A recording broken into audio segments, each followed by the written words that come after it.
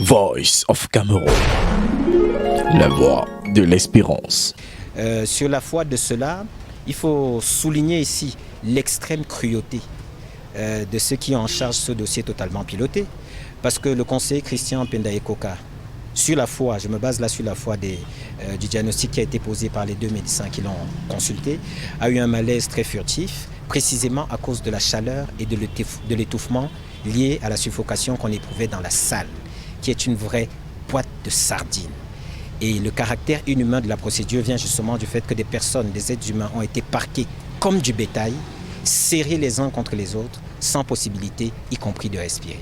Et dans le cadre du conseiller Christian Pendaye Koka, il n'a même pas eu droit à une prise en charge immédiate. N'eût été la présence de nos deux accusés, nos deux détenus et camarades politiques, prisonniers politiques, les docteurs Kouam et Modeste Ngono, peut-être le pire serait arrivé. Aujourd'hui est attendu l'équivalent de 97 personnes, il y en avait 96. Il y a un des détenus qui n'a pas été extrait pour des conditions qu'on ne comprend pas. Mais vous savez, notre administration et ses dysfonctionnements, on a l'habitude. Ce n'est pas une nouveauté. Le professeur était ? Le président élu était présent. Et dès qu'il a fait son entrée, on peut dire qu'on a eu un test de légitimité.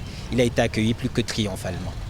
Et il faut rappeler, c'est très important, que s'agissant de la défense, elle est gonflée à bloc parce que l'accusation bancale et boiteuse qui a été montée contre ces personnes, en tête desquelles le président élu, va être, on va dire, humiliée sur le plan juridique. Ils vont subir une déculottée sans précédent.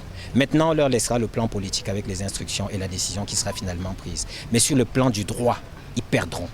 Merci. Je vous en prie.